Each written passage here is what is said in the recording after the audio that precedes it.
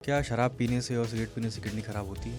Smoking definitely causes everything in the body. Smoking से तो body में सब कुछ होता है, including kidney diseases, right from kidney cancer to आपके bladder cancers to kidney diseases. Blood pressure, diabetes को भी स्मोकिंग और ख़राब करती है, जो फिर इवेंचुअली किडनी को ख़राब करते हैं। अल्कोहल का स्टेटस ऐसा है कि यदि आप डायरेक्ट बहुत लिमिटेड मात्रा में लेते हैं तो डायरेक्ट किडनी इंजरी नहीं होती। कम पानी पीने से भी किडनी खराब हो जाती है क्या?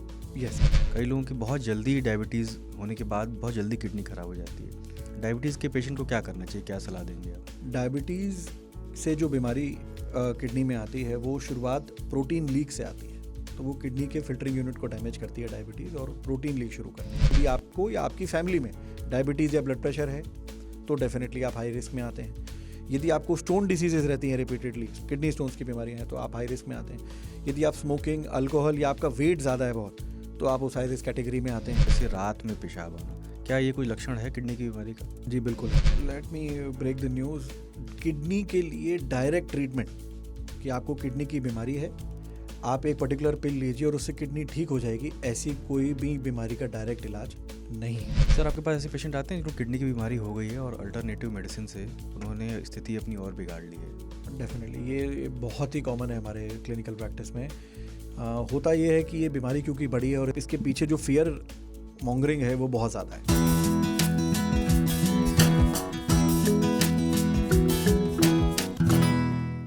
किडनी की बीमारी को इंसानी शरीर का सबसे चोर बीमारी कहा जाता है, जिसके लक्षण जब तब आते हैं जब आपकी किडनी बहुत बीमार हो चुकी होती है।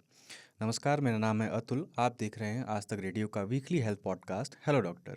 किडनी की से जुड़ी बीमारियों पर बात करने के लिए आज हमने बुलाया है डॉक्टर भानु मिश्रा को। Doctor Bhanu Mishra BL Kapoor max hospital में नेफ्रोलॉजिस्ट हैं। Welcome sir. Thank you. Sir, kidney पर बात करने से पहले जी।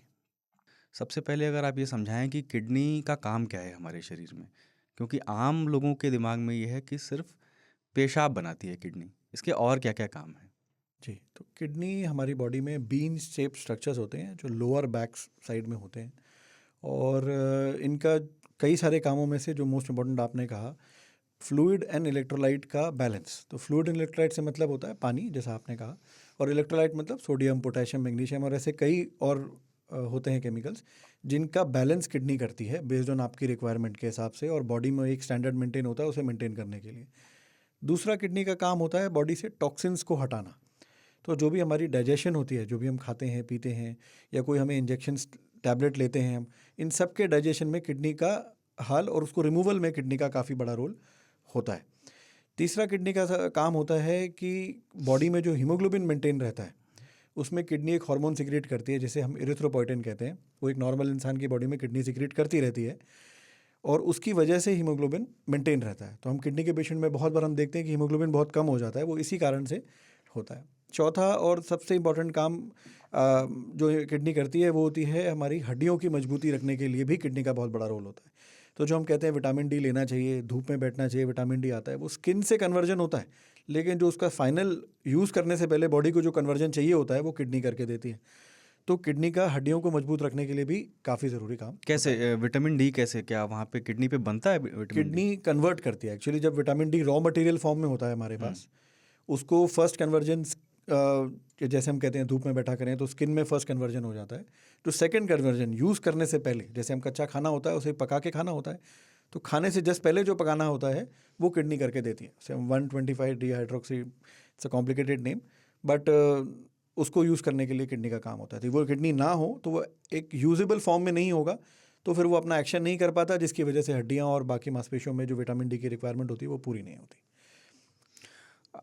मैं इस इंटरव्यू से पहले किडनी के बारे में पढ़ रहा था, तो पता चला कि इसके लक्षण जो हैं बहुत बाद में आते हैं, जब किडनी डैमेज हो चुकी होती है। ऐसा क्यों है, और क्या वो लक्षण हैं जो प्राइमरी सिम्टम्स हम हो सकते हैं जिनसे हम ये समझें कि किडनी हमारी कुछ गड़बड़ चल रही है? एक्चुअली क्या है, किडनी जैसा आपने शुरुआत में कहा बहुत चोर ऑर्गन जैसा वाला काम है, साइलेंट रहता है। किडनी के सिम्टम्स, क्योंकि किडनी में एक्चुअली फ़िल्टर्स होते हैं, तो दोनों किडनी में लाखों फ़िल्टर्स होते हैं, करीब 9 से 10 लाख फ़िल्टर ईच किडनी में होते हैं। तो जब तक एक सिग्निफिकेंट नंबर ऑफ़ फ़िल्टर्स ख़राब नहीं हो जाते तब तक किडनी उसको कॉम्पनसेट करती रहती है। ये कॉम्पनसेशन की वजह से, जो आपने पूछा कि लेट क्यों होता है, ये कॉम्पनसेशन की वजह से इसके सिम्टम्स बहुत लेट हमें देखने को मिलते हैं, जब तक एक पर्टिकुलर लेवल से किडनी ऊपर डैमेज नहीं हो जाती। और सिम्टम्स क्या है प्राइमरी इसके? सिम्टम्स एक्चुअली डिपेंड करता है कि किडनी के किस कंपार्टमेंट में डैमेज हो रहा है। तो जस्ट टू दो मोटे मोटे कई तरह से होते हैं, बट दो मोटे मोटे कंपार्टमेंट में यदि डिवाइड किया जाए तो एक होता है इंटरस्टिशियल कंपार्टमेंट और एक होता है ग्लोमेरुलर कंपार्टमेंट। तो यदि ग्लोमेरुलर कंपार्टमेंट होता है तो किडनी की बीमारी कई बार जल्दी पकड़ में आ जाती है। उसमें क्योंकि प्रोटीन बहुत लीक होता है, पैरों में सूजन आने लगती है, बीपी तेज़ी से बढ़ता है और हमें लक्षण कई बार जल्दी मिल जाते हैं और हम जल्दी पकड़ पाते हैं इस बीमारियों को। दूसरा होता है इंटरस्टिशियल कंपार्टमेंट। तो इंटरस्टिशियल कंपार्टमेंट में ये सारे लक्षण बिल्कुल भी नहीं आते, ना ब्लड प्रेशर बढ़ता है, ना पैरों में सूजन आती है, ना कोई मेजर कमजोरी महसूस होती है और आपका नॉर्मल जीवन चलता रहता है। तो ये बीमारी आम तौर पे हम बहुत मिस होती है और इसकी वजह से कई बार बहुत देर से पकड़ में आते हैं और ऐसी एक लेवल तक डैमेज हो जाता है कि फिर हमारे पास उसका सॉल्यूशन नहीं बचता और फिर इवेंचुअली डायलिसिस या ट्रांसप्लांट के बारे में डिस्कशन शुरू हो जाता है। दो तरह की सर किडनी में मैं पढ़ रहा था कि एक तो एक्यूट किडनी फेलियर है और एक क्रॉनिक है। इसको अगर आप समझाना चाहें आम भाषा में आम आदमी के लिए कि दोनों बीमारियां कितनी अलग हैं और दोनों के कारण क्या हैं? जी जी। तो एक होता है अक्यूट किडनी इंजरी और जो दूसरा है उसे हम कहते हैं chronic kidney disease. Acute kidney injury का मतलब आम भाषा में सिर्फ इतना है कि आपकी किडनी एक पर्टिकुलर इंसिडेंट से पहले, एक पर्टिकुलर इंसल्ट से पहले, एक पर्टिकुलर चोट से पहले बिल्कुल ठीक चल रही थी और वो इंसल्ट हुई है और उसके बाद किडनी में डैमेज आया है। अब वो इंसल्ट कुछ भी हो सकती है, एक रोड ट्रैफिक एक्सीडेंट हो सकता है जिसमें आपको सीवियर इंजरी हो गई, आप आईसीयू में पहुंचे हैं और वहाँ पे आपको ऐसे मल्टी ऑर्गन डैमेज होने की वजह से किडनी में इंजरी हुई। कोई जैसे हम आमतौर पे देखते हैं दिल्ली एनसीआर के रीजन में बहुत कॉमन है, कावड़ यात्रास होती हैं, बहुत लंबा वॉक करते हैं लोग, उसकी वजह से मसल में कई बार डैमेज आ जाता है यदि डिहाइड्रेटेड स्टेट में हो या किसी और वनरेबल सिचुएशन में हो।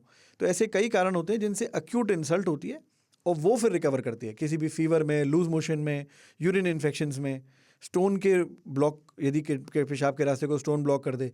तो ये सारी जो कंपोनेंट हैं जिसमें कल तक सब कुछ ठीक था किडनी में, आज किसी इंसल्ट की वजह से डैमेज हुआ है, उसे हम अक्यूट किडनी इंजरी कहते हैं। वो उसको रिवर्स भी कर लेते तो हैं। वो कारण यदि हटा पाए हम तो वो किडनी फिर रिकवर कर जाती है। तो यदि मान लीजिए स्टोन का एग्जांपल लेते हैं, एक स्टोन फंस गया आपके यूरिन के पाइप में जिसे हम यूरेटर कहते हैं और उसकी वजह से किडनी में डैमेज हुआ है, यदि आप टाइमली उस स्टोन को हटा देंगे तो किडनी पूरी रिकवर कर जाती है। उसी तरह से कांवड़ यात्रा और बाकी जो मैंने आपको बताया वो सारे में यदि कारण आपने टाइमली हटा लिया, ये बहुत ज़रूरी इंपॉर्टेंट पॉइंट है। सिर्फ हटाना काफ़ी नहीं है, टाइमली हटाना काफ़ी है। यदि स्टोन फंसा है आज और आपने उसको वीक्स एंड मंथ्स लेटर हटाया है तो वो डैमेज अपना कर चुका होगा, वो सीकेडी के स्टेज में चला जाएगा। तो टाइमली यदि उस कारण को हटाया है तो 99% केस में किडनी रिकवर कर जाती है।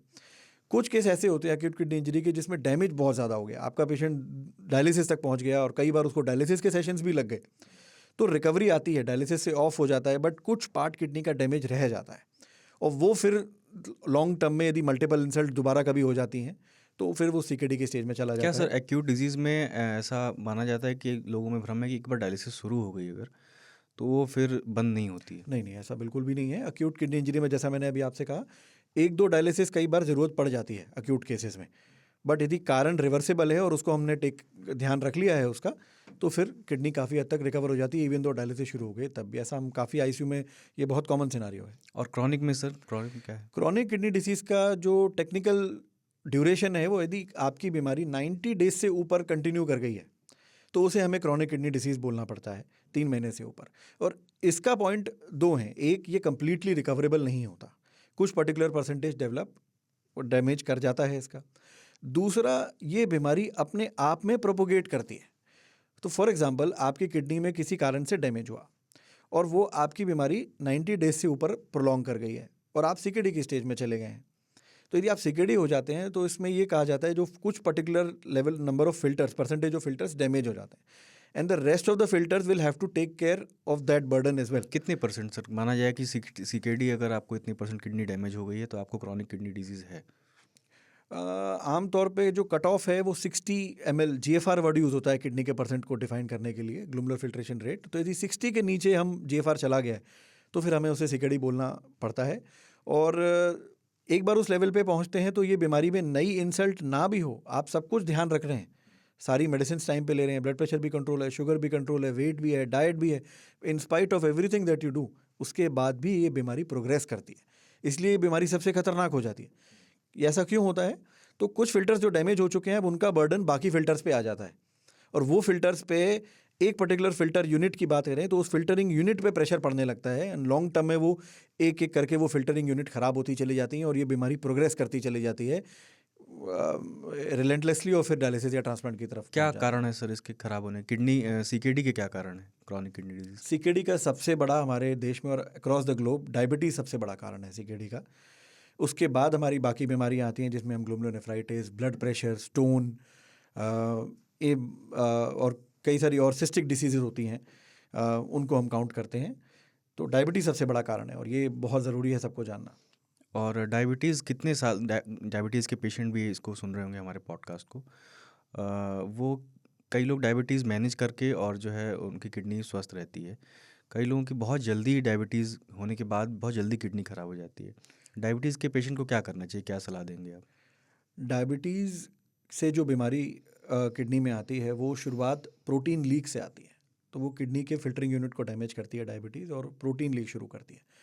तो आम तौर पे शुरुआती 8-10 साल में ये प्रोसेस नहीं होती है। It takes a long time for diabetes to damage that particular unit of protein कहाँ लीक होती है सर, अगर आप प्रोटीन आम आदमी को फिल्टर बताएं? है। तो ब्लड आता है, ब्लड में होता है कचरा, तो उसी से फिल्टर होता है नीचे हमारे ग्लूमरर जो मैंने आपको बताया था, वहाँ से ट्यूब्यूल्स होते हैं, पाइप होते हैं जो लेके जाते हैं कचरे को।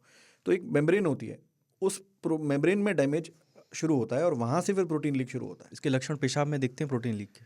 डायबिटीज़ के पेशेंट में यदि प्रोटीन लीक हो रहा है तो मिनिमल मात्रा में यदि होगा तो लक्षण नहीं आते हैं, बट यदि सिग्निफिकेंट मात्रा में होने लगता है तो फिर उसके लक्षण आते हैं। हमें उसे पकड़ना मिनिमल मात्रा में, सिग्निफिकेंट मात्रा में डैमेज होने लगा तो फिर वो कई बार अब बात हाथ से निकल चुकी होती है। इसलिए इसकी इन्फॉर्मेशन बहुत ज़रूरी है कि हर डायबिटीज़ के पेशेंट को मान के चलना चाहिए कि उसे किडनी बीमारी होने के बहुत चांसेस हैं और अपना यूरिन टेस्ट जो सबसे पहला टेस्ट है जो पकड़ेगा इस बीमारी को, वो कराते चलना चाहिए at least yearly if not 6 month. आपके पास कैसे पेशेंट आते हैं जिनको किडनी की बीमारी हो गई है? अमूमन किस स्टेज पे जो है डायग्नोज होती है? इंडिया में रेफरल सिस्टम बहुत पुअर है और इन्फॉर्मेशन भी लोगों के पास बहुत कम होती है। तो हमारे पास अनफॉर्चुनेटली स्टेज 3, 4 और कई बार स्टेज 5 पे ही पेशेंट पहुंच रहा होता है, चाहे वो ग्लूमरर डिसीज़ का हो या इंटरस्टिशियल डिसीज़ का। इंटरस्टिशियल तो कई जगह 5 पे ही आते हैं।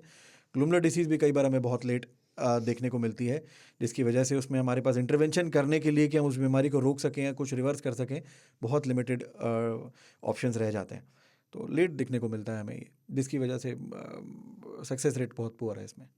तो मतलब आप ये कह रहे हैं कि इसकी किडनी की बीमारी के सिम्टम्स तो को बहुत वैसे हैं नहीं कि जिनको हम पकड़ा जा सके। तो सेल्फ डायग्नोसिस के लिए क्या करना चाहिए? तो जैसा आपने कहा सिम्टम बहुत नहीं है, तो जिस चीज़ के यदि सिम्टम नहीं है तो फिर हमें उन लोगों को चूज़ करना चाहिए या उन लोगों का स्क्रीनिंग करना चाहिए जो हाई रिस्क कैटेगरी में आते हैं। Now this is extremely important. जो भी हमारी बात सुन रहा है वो यदि हाई रिस्क कैटेगरी का पेशेंट है तो उसे ये टेस्ट ज़रूर कराना चाहिए। तो हाई रिस्क कैटेगरी में सबसे इंपॉर्टेंट होता है कि आपको यदि आपको या आपकी फैमिली में डायबिटीज़ या ब्लड प्रेशर है तो डेफिनेटली आप हाई रिस्क में आते हैं। यदि आपको स्टोन डिसीजेज रहती हैं रिपीटेडली, स्टोन बीमारी, किडनी स्टोन्स की बीमारियां हैं, तो आप हाई रिस्क में आते हैं।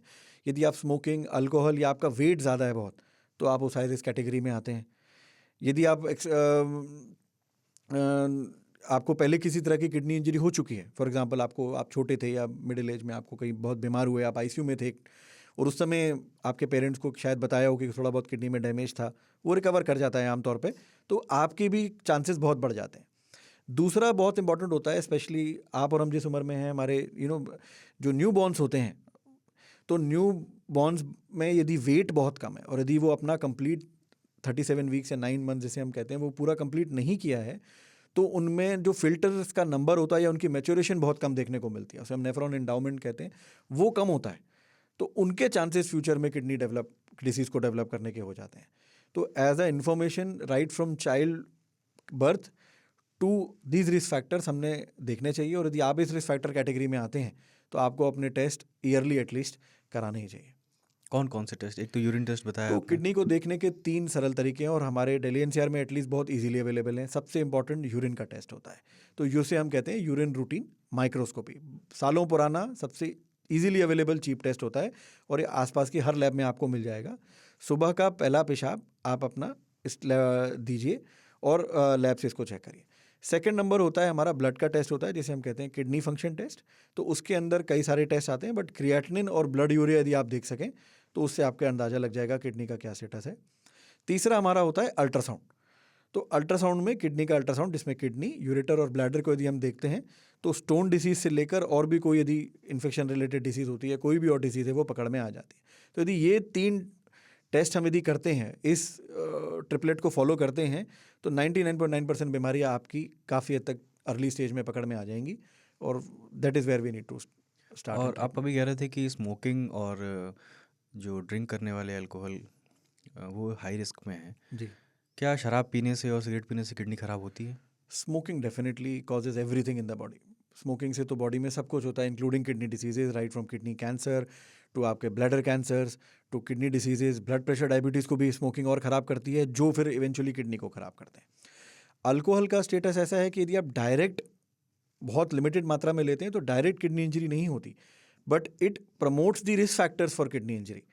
तो यदि आपको डायबिटीज़ है, ब्लड प्रेशर है, ओबीज है, और आप अल्कोहल कंज्यूम करते हैं एक लिमिटेड मात्रा, एक सिग्निफिकेंट मात्रा में, तो आपके किडनी में डैमेज होने का चांस डेफिनेटली रहता है।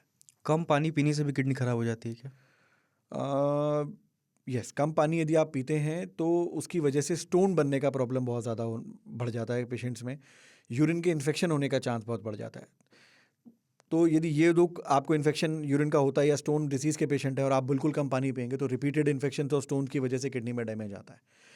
बट जस्ट टू इन्फॉर्म, यहाँ पे एक इंपॉर्टेंट एस्पेक्ट है, बॉडी को अपने सॉल्यूट्स, जो टॉक्सिन्स होते हैं, उनको निकालने के लिए 500-600 ml से ज़्यादा पानी की, यूरिन बनाने की ज़रूरत नहीं होती। तो यदि आप 500-600 ml से ऊपर यूरिन पास कर रहे हैं तो डायरेक्ट किडनी इंजरी उसकी वजह से हो जाएगी, ऐसा नहीं होता है। तो ये सवाल हम लोगों से बहुत कॉमन पे जाता है कि हम बहुत ज़्यादा पानी पिएंगे तो हमारी किडनी ठीक रहेगी क्या? तो ऐसा नहीं है। यदि आप एक, ठीक है, ज़्यादा पानी पीने से यदि आप स्टोन डिसीज़ के पेशेंट हैं तो 3.5-4 लीटर पी सकते हैं। यदि आपको रिपीटेड यूरिन इन्फेक्शंस रहते हैं तो भी आप 3-3.5 लीटर के आसपास पानी पी सकते हैं। बट एक आम इंसान जिसे इन तरह की कोई बीमारी नहीं है, 2.5 to 3 litres of water per day is more than sufficient. और यदि आप डेस्क जॉब करते हैं, आपको बहुत पसीना नहीं है, फिजिकल ज़्यादा नहीं है, तो 2 से 2.5 लीटर भी पानी आपके लिए सफिशेंट होता है, पर्याप्त होगा। पर्याप्त होता है। हाँ, मतलब कोई ऐसा अगर इंसान है जो बहुत, जिसका काम है बाइक चलाने का, बहुत बाहर एक्सपोजर जिसका जी है, जी, उसको तो डिहाइड्रेशन जल्दी होगा। डेफिनेटली। तो उसको हाइड्रेटेड रहना चाहिए, और यदि आपको स्टोन डिसीज़ है तो डेफिनेटली बिल्कुल हाइड्रेटेड रहना चाहिए। कुछ सर मैंने ऐसे लक्षण पढ़े कि उनको किडनी की बीमारी जो है उसका पता चला, और इसके पहले जब लक्षण उनको ऐसे आते थे कि जैसे रात में पेशाब आना। क्या ये कोई लक्षण है किडनी की बीमारी का? जी बिल्कुल, ऐसे हम टेक्निकल लैंग्वेज में नॉक्चूरिया बोलते हैं। और ये किडनी की बीमारी में इसलिए होता है क्योंकि नॉर्मली आप और हमारे केस में जब हम सोते हैं तो एक हार्मोन होता है, वो कम सीक्रेट होता है, और हमारे ट्यूब्यूल्स जहाँ से यूरिन बनती हैं, ग्लोमुलर, उन पे इफेक्ट कम आता है। और वो जब ये बीमारी हो जाती है तो सेंसिटिविटी जो है उस हार्मोन की हमारी किडनी पे बढ़ जाती है। तो रात में भी पेशाब उतना ही बन रहा होता है जितना दिन में बन रहा होता है। तो उसकी वजह से किडनी, क्योंकि डैमेज है, तो वो यूरिन रात में भी ज़्यादा बनाती है जब हम सो रहे होते हैं। तो यूरिन ज़्यादा बनता है, इसलिए आपको रात में बार बार उठना पड़ता है। लेकिन ये एक्चुअली बहुत इनिशियल सिम्टम नहीं है, ये थोड़ा लेट डिसीज़ का सिम्टम है। तो यदि आप, इसके तो सारे सिम्टम ही वैसे हाँ, लेट ही काफ़ी आते हैं। लेट हैं, तो बट ये थोड़ा सा लेट सिम्टम में गिना जाता है नॉक्चूरिया। और सर मैं ये भी देख रहा था कि पेन किलर से बहुत किडनी पेशेंट्स जो हैं, पेन किलर जो ओवर द काउंटर हम लोग ले लेते हैं जा कर के, ये कितना खतरनाक है खुद से पेन किलर लेना? Unfortunately over the counter drugs बहुत इजीली अवेलेबल है हमारी कंट्री में, और कोई भी पेशेंट ऑनलाइन पढ़ के या किसी की वर्बल सलाह पे फार्मेसी से ले लेता है। तो पेन किलर्स तो डेफिनेटली बहुत बड़ा रोल प्ले कर रहे हैं। बट ये बात देखने की ज़रूरी है कि एक आध पेन किलर आपने ली और आपकी किडनी 2 दिन में, या फॉर सम रीज़न आपने देखा किडनी डैमेज होगी, आपने एक ही पेन किलर लिया हुआ है, तो कई बार चांस होते हैं कि उसकी वजह नहीं है। उसको हमें ब्लेम कई बार नहीं करना चाहिए। We should look for a disease जो बैकग्राउंड में थी, पेन किलर ने उसे जस्ट एक पुश दे दिया। तो ये भी एक बात दिमाग में रखनी चाहिए। बट यदि आप रिपीटेड पेन किलर्स यूज़ करते हैं तो यंग लोगों में हम बहुत कॉमनली देखते हैं कि हेडेक्स हो रहे होते हैं। जैसे आप और हम, हमारा मेनली काम लैपटॉप पे है, और कई बार स्लीपिंग आवर्स भी आगे पीछे हो सकते हैं, उसकी वजह से हेडेक होता रहता है। तो हम एंड में ब्लेम कर रहे होते हैं मोबाइल को या लैपटॉप को या अपने लेस स्लीपिंग आवर्स को कि हेडेक इस वजह से है हमारा। बट वो कई बार ब्लड प्रेशर की निशानी भी होता है। तो हेडेक के चक्कर में आप पेन किलर्स लेते हैं जिनकी वजह से किडनी में डैमेज आता है, तो वो मास्किंग हो जाती है सिम्टम्स की, तो उसमें भी हमें देखना चाहिए। क्या सर बुखार से भी किडनी खराब हो सकती है किसी को हाई फीवर है अगर? तो कुछ पेशेंट्स ऐसा बताते हैं कि उनको कोई लक्षण नहीं आया, बहुत तेज़ बुखार आया था, उसके बाद जबकि वो किसी और कारण से आया, कोई इन्फेक्शन, वायरल इन्फेक्शन की वजह से या बैक्टीरियल, और साथ में जब उन्होंने जांच कराया तो किडनी में भी इंजरी हो गई। ऐसा संभव है या? अ, होता रेयरली है, बट इसे हम हाइपरथर्मिया कहते हैं। यदि आपका फीवर 105-6 के ऊपर है और उसके बाद भी आप प्रॉपर मेडिकल इलाज नहीं ले रहे हैं, फ्लूइड्स एंड एंटीबायोटिक्स, और अपने आप को हाइड्रेटेड नहीं रख रहे हैं, तो इतने तेज़ फीवर की वजह से ही मसल डैमेज एंड डिहाइड्रेशन की वजह से किडनी इंजरी डेफिनेटली हो सकती है। अब इसके ट्रीटमेंट पे आते हैं सर। और ट्रीटमेंट पे दोनों चीज़ें बताइएगा। अभी एक्यूट का तो आपने बताया कि क्रॉनिक किडनी डिजीज़ का स्टेज 1 से लेकर स्टेज 5 तक क्या ट्रीटमेंट है इसका, अगर डायग्नोस होता है तो? Let me break the news. Kidney के लिए डायरेक्ट ट्रीटमेंट कि आपको किडनी की बीमारी है, आप एक पर्टिकुलर पिल लीजिए और उससे किडनी ठीक हो जाएगी, ऐसी कोई भी बीमारी का डायरेक्ट इलाज नहीं है। तो हमारे लिए सबसे इम्पॉर्टेंट हो जाता है कि हम उन्हें अर्ली पकड़ें और किस कारण की वजह से किडनी में डैमेज आ रहा है उस कारण को रिमूव करने की कोशिश करें, वो भी विद इन टाइम।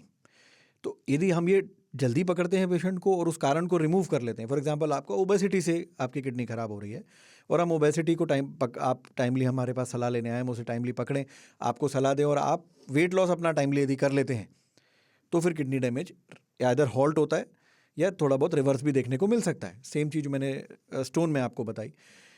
डायबिटीज़ के पेशेंट्स में भी इसी तरह की चीज़ देखने को मिलती है। तो यदि डायबिटीज़ आपको है, आप टाइमली अपने टेस्ट कराते चलते हैं, शुगर कंट्रोल करते हैं, और एक पर्टिकुलर डे में आपको यूरिन में दिखता है कि थोड़ा बहुत प्रोटीन आना शुरू हो गया है, और उसी समय यदि आप डॉक्टरी सलाह लें और राइट मेडिसिन राइट डोज में लॉन्ग टर्म लेते चलें, तो ये बीमारी बहुत स्लो डाउन हो सकती है, बहुत स्लो डाउन हो जाती है और कई बार हॉल्ट भी हो जाती है।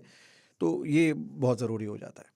तो अब स्टेजेस की बात करते हैं, तो मैंने आपसे जैसा कहा 1 और 2 स्टेज में तो आमतौर पे पेशेंट हम पे टकराता नहीं है, बट यदि आता है तो उनमें कारण कंट्रोल बहुत ज़रूरी है। तो यदि ब्लड प्रेशर है तो ब्लड प्रेशर कंट्रोल करना है, शुगर है तो शुगर कंट्रोल करना है, और ऐसे ही जो भी कारण है उनका कंट्रोल, और उनका यदि दवाई है तो दवाई, सर्जरी है तो सर्जरी लाइक स्टोन।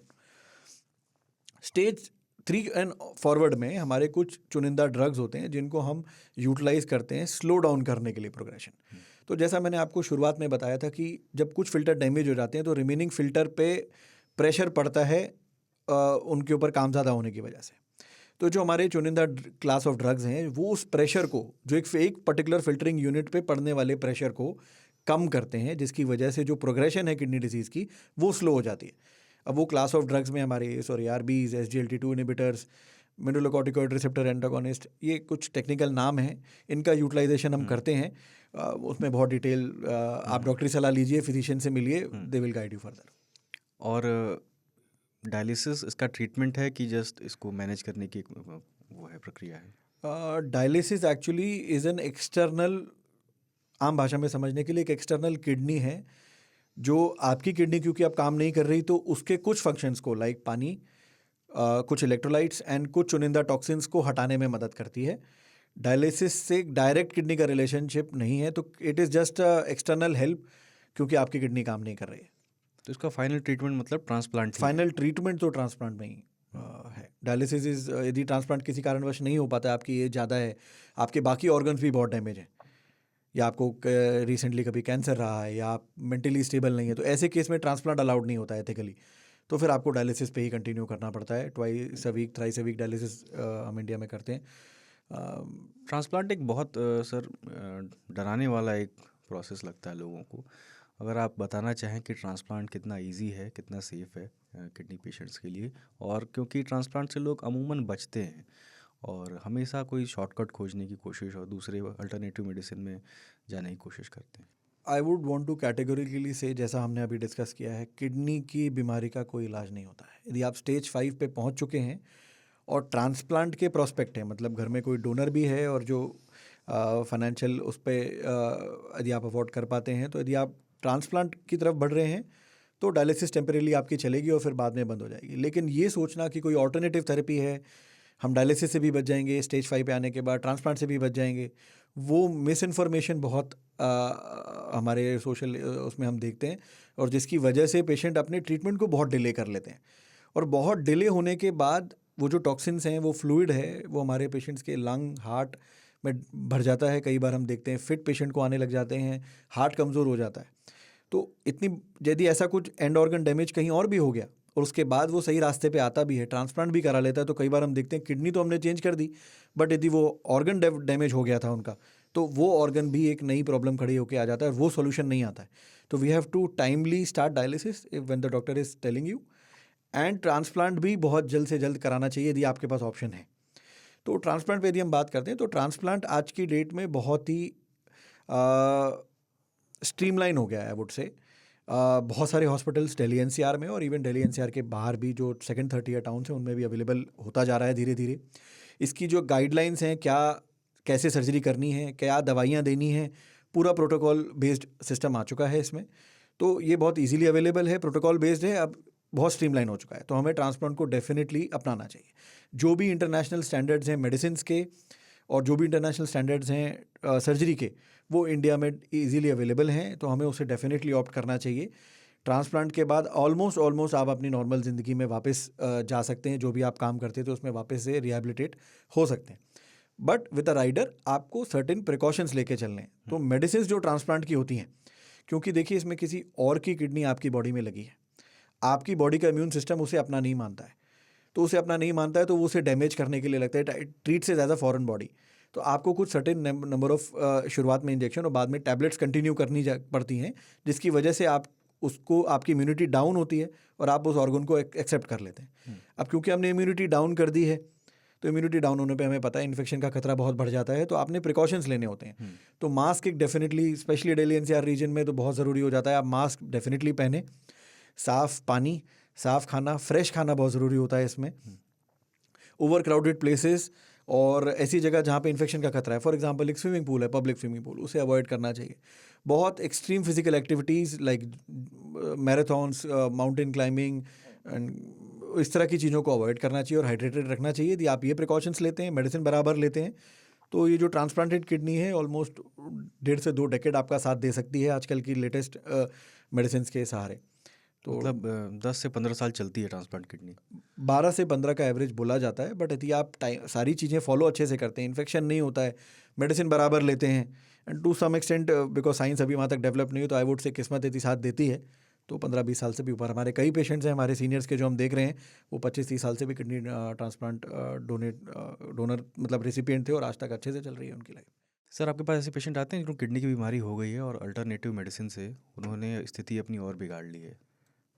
डेफिनेटली ये बहुत ही कॉमन है हमारे क्लिनिकल प्रैक्टिस में। होता ये है कि ये बीमारी क्योंकि बढ़ी है और इसके पीछे जो फियर मॉन्गरिंग है वो बहुत ज़्यादा है। तो पेशेंट इतना डर जाता है डायलिसिस को लेकर, यदि उसकी सोसाइटी में, उसकी फैमिली में कहीं किसी को डायलिसिस हुई है और उसने टाइमली क्योंकि शुरू नहीं करी थी, तो उसके घर में कुछ अनटुवर्ड हो जाता है, वो पेशेंट एक्सपायर कर गया या उसको कोई मेजर डेबिलिटेटिंग डिसीज़ आगे फर्दर हो गई, तो वो एक इतना बड़ा डेटरेंट हो जाता है कि पेशेंट के दिमाग में होता है डायलिसिस तो नहीं करानी है, चाहे कुछ भी करा लें। और फिर ट्रांसप्लांट के जैसा हमने बात करी, बहुत क्योंकि सोफिस्टिकेटेड भी है, थोड़ा कॉस्ट भी इन्वॉल्व है, एक नॉर्मल इंसान जो आपके घर का है उसको डोनर बनना पड़ता है, तो कई इसमें प्रॉब्लम्स खड़ी होती हैं, तो वो ट्रांसप्लांट भी नहीं कराता है। तो वो ऑल्टरनेटिव थेरेपीज ढूंढता है कि ये दो के अलावा क्या किया जाए, और बहुत ही रैम्पेंट है हमारे इंडिया में। इवन बड़े न्यूज़ चैनल्स में भी हम देखते हैं कि ऑल्टरनेटिव थेरेपीज़ को काफ़ी मीडिया कवर कर देता है, तो वो उसके बहकावे में आके उस तरह की थेरेपीज़ ले लेते हैं, और जिससे काफ़ी नुकसान होता है, लेट हो जाती है बीमारी, और जैसा हमने डिस्कस किया बाकी ऑर्गन्स भी डैमेज हो जाते हैं, और जो काम इजीली ओपीडी लेवल पे हो सकता था, कम कॉस्ट पे हो सकता था, पेशेंट बहुत लेट आता है हमारे पास, जिसकी वजह से उसे आईसीयू की रिक्वायरमेंट पड़ती है, वेंटिलेटर की रिक्वायरमेंट पड़ती है, टेम्परेरी कैथेटर्स डाल के उनकी डायलिसिस जान बचाने के लिए करनी पड़ती है। तो इससे कॉस्ट ऑफ थेरेपी भी बहुत बढ़ती है, कोमोर्बिडिटीज़ बहुत बढ़ती हैं, और एंड रिजल्ट भी कई बार अच्छा नहीं होता है। तो पेशेंट इतना लेट आता है तो कई बार वो अपनी जान से हाथ धोता है। वो एक और नेगेटिविटी फिर उसकी सोसाइटी में हो जाती है कि देखिए इसे डायलिसिस की बीमारी थी और डायलिसिस की वजह से एक्सपायर हो गया। तो which is a myth actually. Dialysis आपकी फ्रेंड होती है किडनी डिसीज़ के पेशेंट की। किडनी की बीमारी ने आपको परेशान किया है, तो यदि आप टाइमली डायलिसिस लेते हैं तो ये बहुत अच्छी थेरेपी है, और इससे काफ़ी लंबे समय तक लोग चलते हैं। हमारे पास कई पेशेंट हैं 10-12 साल से और भी लंबे समय से डायलिसिस करा रहे हैं। They are factory owners and they are in good big corporates and they are doing fairly fine. और इसको समझाना चाहिए डायलिसिस को कि भाई ये जो है ये कोई बहुत नुकसान देने वाली चीज़ नहीं है। अगर बीमारी हो गई है तो डायलिसिस की तरफ जाने से बचना नहीं चाहिए आपको, अगर डॉक्टर ने रिकमेंड कर दिया है। यदि डॉक्टर ने आपको रिकमेंड किया है कि आपको डायलिसिस में जाना है, तो उसकी आपको प्रेपरेशन करनी होती है। प्रिपरेशन में एक तो मेंटली होता है कि हाँ we have to accept your disease, that this is where what you are suffering from, और आपके पास अब ट्रांसप्लांट यदि ऑप्शन में नहीं है तो डायलिसिस यदि आपके पास ऑप्शन रह जाता है तो उसकी तरफ हमें आगे बढ़ना चाहिए। डायलिसिस की प्रिपरेशन 2 तरह से होती है और I will utilize the opportunity. 2 तरह की डायलिसिस होती है, एक होती है हीमोडायलिसिस और एक होती है peritoneal dialysis. And peritoneal dialysis से यदि हम शुरुआत कर सकें अपनी इसको डायलिसिस की, समझा भी दीजिए कि है क्या ये तो पेरिटोनियल। पेरिटोनियल डायलिसिस होती है, आम भाषा में बात करें तो हीमोडायलिसिस होती है ब्लड की डायलिसिस, जिसमें सिंपली ब्लड निकालते हैं, एक एक्सटर्नल फिल्टर में उसको प्योर करके आपको वापस आपकी बॉडी में डाल दिया जाता है, ये हीमोडायलिसिस है। दूसरा होता है पेरिटोनियल डायलिसिस। इसमें आपके एब्डोमेन में एक मेम्ब्रेन होती है, एक झिल्ली होती है जिसे हम पेरिटोनियल मेम्ब्रेन कहते हैं, और उसको एज अ फिल्टर हम यूज़ करते हैं। तो एक माइनर सर्जिकल ऑपरेशन से एक तार आपके पेट में पड़ता है और वो तार से हम डेक्सट्रोज कंटेनिंग फ्लूइड्स आपकी बॉडी में देते हैं और आपकी वो झिल्ली एज अ मेम्ब्रेन काम करती है और वो फिर टॉक्सिन्स को निकालती रहती है और उससे आप आगे चलते हैं। तो यदि पॉसिबल है किसी पेशेंट के लिए पेरिटोनियल डायलिसिस करा पाना, और जो यदि आप अच्छे से समझें तो पेरिटोनियल डायलिसिस कई कंट्रीज़ हैं जिसमें पीडी फर्स्ट की पॉलिसी है। तो पीडी यदि हम शुरुआत करते हैं और आपके पास ट्रांसप्लांट क्योंकि ऑप्शन नहीं है, तो पीडी से शुरुआत करते हैं तो आप बहुत लंबे समय तक विदाउट हीमोडायलिसिस रह सकते हैं। हीमोडायलिसिस की अपनी शॉर्टकमिंग्स हैं, आपको बार बार हॉस्पिटल जाना पड़ता है क्योंकि 4 घंटे के शॉर्ट समय में आपका डायलिसिस हो रहा है, तो ब्लड प्रेशर फ्लक्चुएशंस, हेडेक, जो डायलिसिस कराने के लिए एक एक्सटर्नल सोर्स चाहिए, चाहे वो फिस्टुला हो या कैथेटर पड़ा हो, इनसे इन्फेक्शन का खतरा बहुत हो जाता है। तो पीडी एक बहुत ही टाइम टेस्टेड थेरेपी है। यदि आपने डॉक्टर से इसके बारे में सलाह लीजिए और उसे अपनाइए तो इससे आपके 2 बड़े फायदे होते हैं। एक, आपको घर में रहना है, you don't need to go to the hospital. यदि आप अच्छे से ट्रेन हो जाते हैं तो आप घर में रह के इसको कर सकते हैं। आजकल साइक्लर्स जैसे मशीन कहते हैं, रात में आपके पास वो मशीन लगा लीजिए, आप रात में सोते वक्त अपनी 10 से 11 घंटे की डायलिसिस होती है, वो धीरे धीरे बॉडी में होती रहती है, आप आराम से साउंड स्लीप ले सकते हैं। सुबह उठ के उसको डिस्कनेक्ट करके आप अपने नॉर्मल रूटीन को फॉलो कर सकते हैं। यदि वो साइक्लर क्योंकि थोड़ा सा कॉस्ट उसका ज़्यादा होता है, यदि आप अफोर्ड नहीं करते, तो मैकेनिकल डायलिसिस भी हो सकती है। उसकी शॉर्टकमिंग बस ये है कि आपको एवरी 4 to 6 आवर्स में, अराउंड 6 आवर्स के आसपास, वो बैग्स होते हैं, 2 से 2.5 लीटर के पानी के बैग्स होते हैं, डेक्सट्रोज कंटेनिंग फ्लूइड होती है, और आपकी बॉडी से यहाँ एक पाइप लगा होता है, उसके साथ उसको एक्सचेंज करना पड़ता है। तो एक साफ एनवायरनमेंट में ट्रेंड आदमी को करना चाहिए। आप खुद ट्रेन हो जाएं तो बेस्ट है, ट्रेन करना चाहिए। तो ये एक थोड़ी सी शॉर्टकमिंग है मैनुअल की। तो यदि आप कर सकते हैं तो डेफिनेटली पीडी डेफिनेटली करनी चाहिए इससे, क्योंकि जो रिमेनिंग आपका परसेंटेज किडनी का रह जाता है, जिसे हम रेसिडुअल किडनी फंक्शन कहते हैं, वो बहुत लंबे समय तक आपका साथ देता है। यूरिन आपकी बनती रहती है और जो यूरिन बन रही होती है वो बहुत ज़रूरी होती है। तो आपको लंबे समय तक पीडी पे रहिए। फिर उसके बाद यदि ट्रांसप्लांट का ऑप्शन आता है तो वो कर सकते हैं, या फिर यदि पीडी फॉर सम रीज़न कई बार होता है कुछ सालों बाद काम नहीं कर रही होती वो झिल्ली, तो फिर हम हीमोडायलिसिस में कन्वर्ट हो सकते हैं।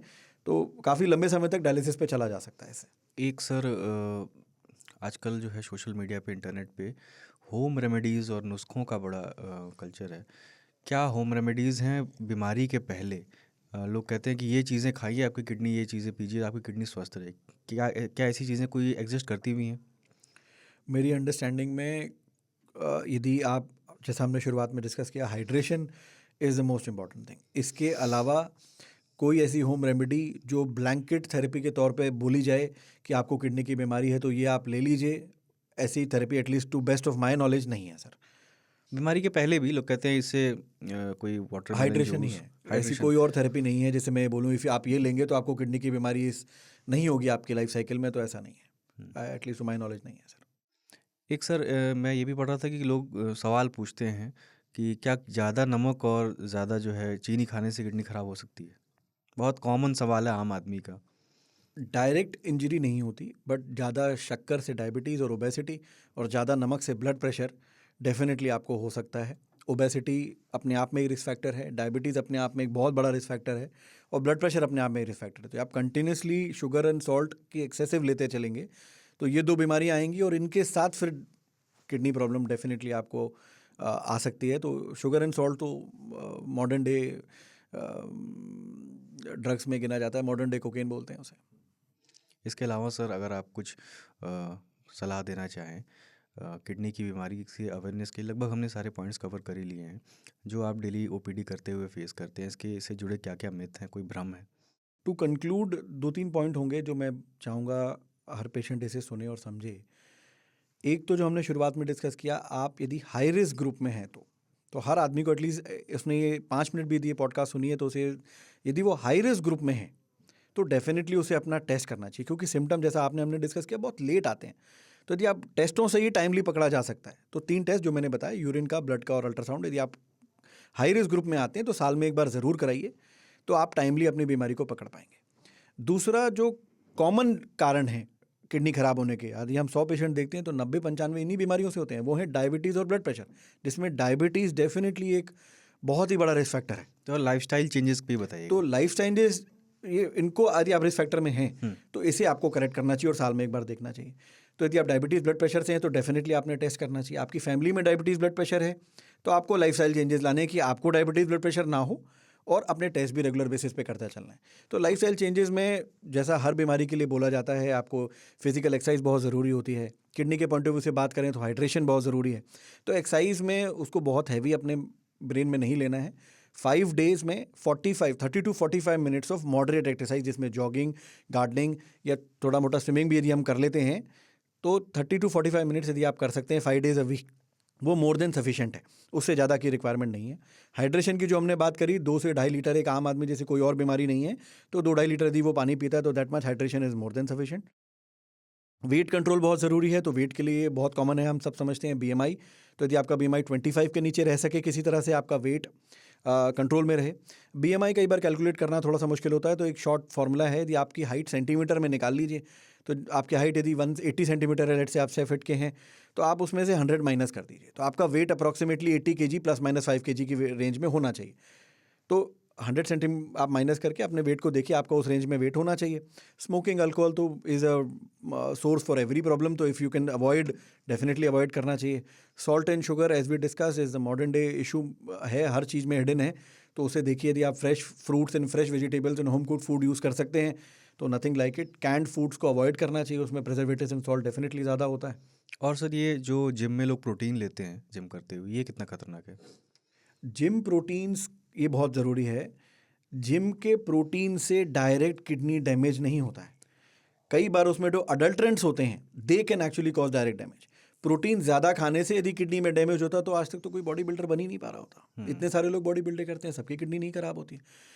तो किडनी किन की खराब हो जाती है? तो यदि आप रिस्क फैक्टर का पार्ट है और आपको पता नहीं था, तो आपको स्टोन बीमारी थी, ब्लड प्रेशर थोड़ा बहुत था, या वेट ज़्यादा था, क्वांटिटी ज़्यादा ले रहे हो? ये एक्चुअली क्या है, किडनी की बीमारी में हम 2 पार्ट में थोड़ा सा डिवाइड करते हैं। I will take a minute to explain this. बिल्कुल। एक होता है इनिशिएटिंग फैक्टर, एक होता है एग्रीवेशन वाला फैक्टर। प्रोटीन जो है वो एग्रीवेशन का फैक्टर है, इनिशिएशन नहीं है। तो यदि आपने ऐसा नहीं है, आपने एक 15 दिन यदि ज़्यादा प्रोटीन ले लिया, फॉर एग्जांपल आप जिम ज्वाइन कर लिया, मसल बनानी है, आपने 150, 120, 130 ग्राम प्रोटीन एक हफ्ता, 10 दिन, 15 दिन, महीना ले लिया, तो आपकी किडनी डैमेज हो जाएगी। ऐसा नहीं है। यदि आपको कोई इनिशियल स्टेज में बीमारी थी, आपको छोटा मोटा ब्लड प्रेशर था, थोड़ा बहुत प्रोटीन निकल रहा था, and so many diseases we have discuss, यदि आप इस ऐसी सिचुएशन में प्रोटीन ज़्यादा लेते हैं तो फिर वो उसको एग्रेवेट बहुत तेज़ी से कर देता है। तो will go back to our that same बात जो हमने कही, फिल्टरिंग यूनिट पे प्रेशर आता है। तो यदि आपकी किडनी में डैमेज है और आपकी फिल्टरिंग यूनिट पे प्रेशर है और आपने प्रोटीन ज़्यादा ले लिया, तो वो प्रोटीन उस फिल्टरिंग यूनिट पे और प्रेशर क्रिएट करता है और जल्दी डैमेज करता है। तो आपने सुना होगा किडनी पेशेंट जिनको होते हैं उनको बोलते हैं प्रोटीन कम खाना चाहिए आपको। तो वो पार्ट आता है, आपको एक्सेसिव प्रोटीन नहीं लेना चाहिए यदि आप किडनी डिसीज़ के पेशेंट हैं, वो प्रोटीन इसलिए डैमेज करता है। तो जिम के जो लोग जिम जाते हैं उनको 2 बातें मैं कहूँगा। Try to use natural protein if possible.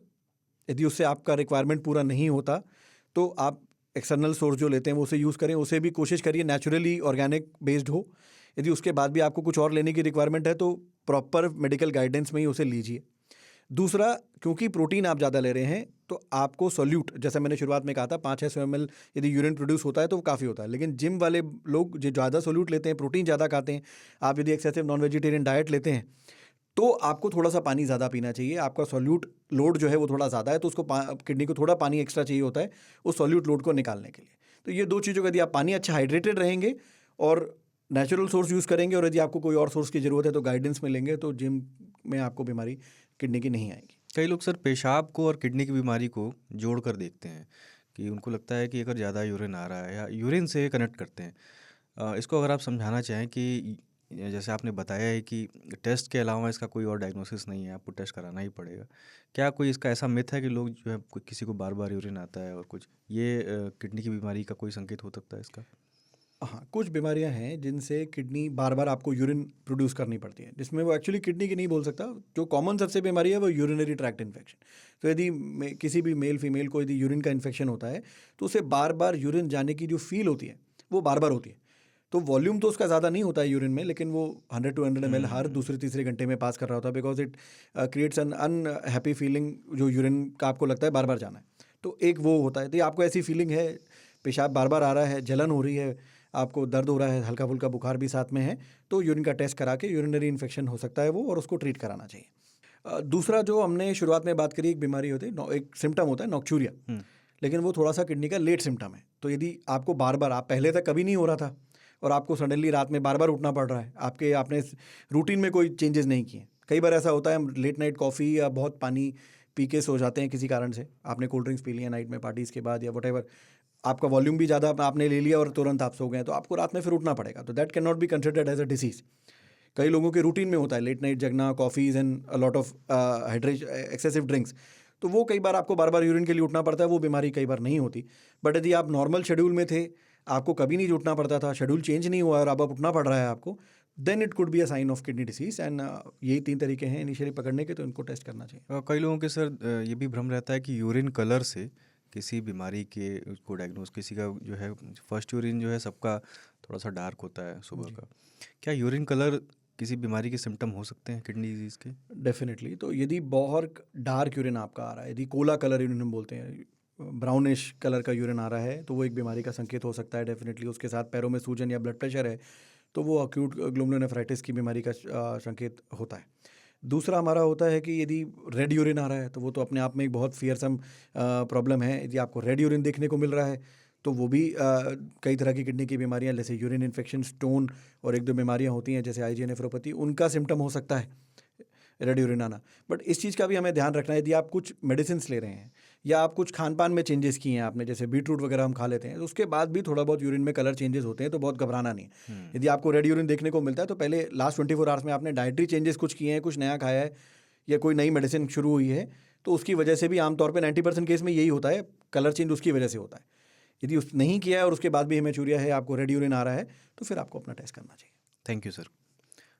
तो आज हमने बात की डॉक्टर भानु मिश्रा से, किडनी की बीमारी के लक्षण क्या होते हैं, इसके ट्रीटमेंट क्या है, और कैसे हम अपने लाइफस्टाइल में बदलाव करके किन सावधानियों से हम अपनी किडनी को बीमार होने से बचा सकते हैं।